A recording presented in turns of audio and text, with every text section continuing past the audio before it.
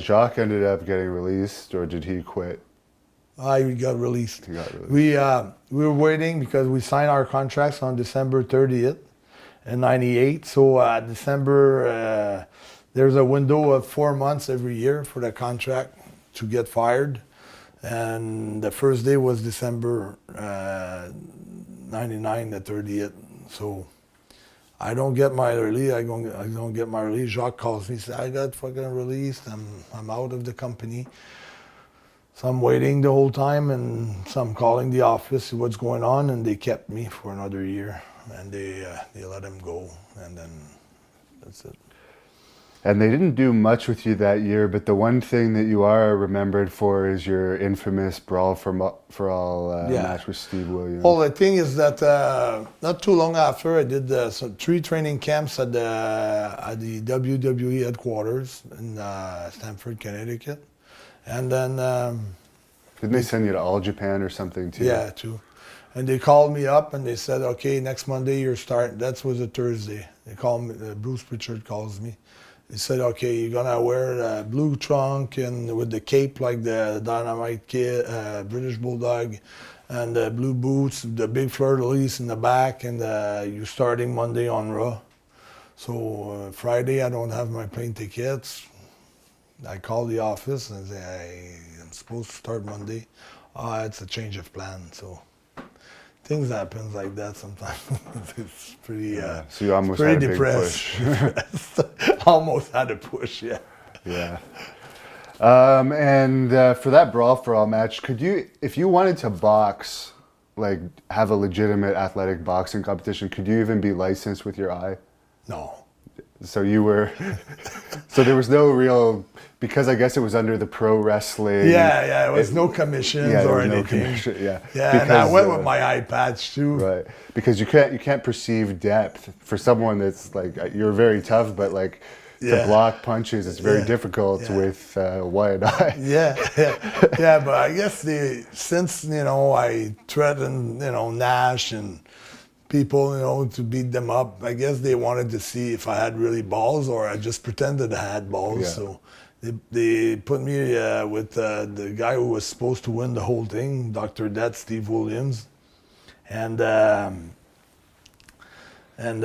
Hawk, of the Road Warriors, he came up to me. He said, man, you're going to get killed tonight. He said, I'm going to tell you what.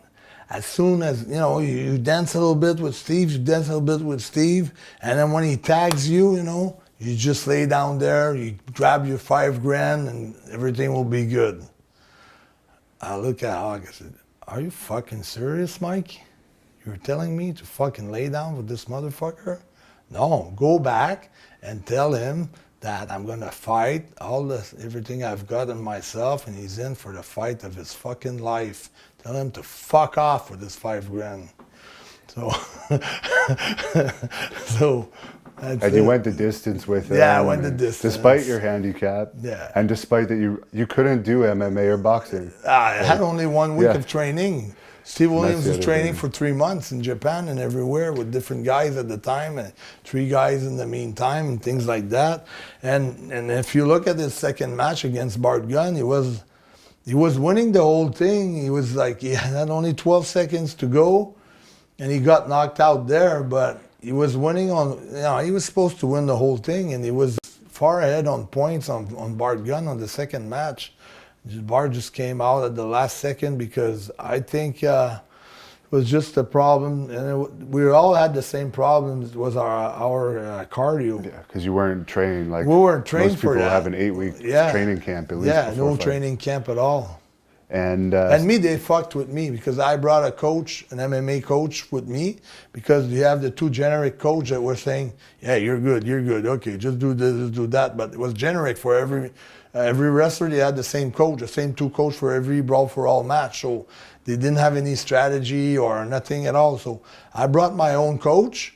They know that I paid for his wrestling airfare, the airfares, the airplane, the tickets, and everything. That I put him in a room. I travel with him.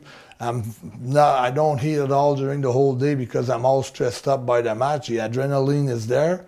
And at the beginning with the Raw, Not at noon when they tell all the match. At 7 o'clock, they say, we postpone your match for next Monday.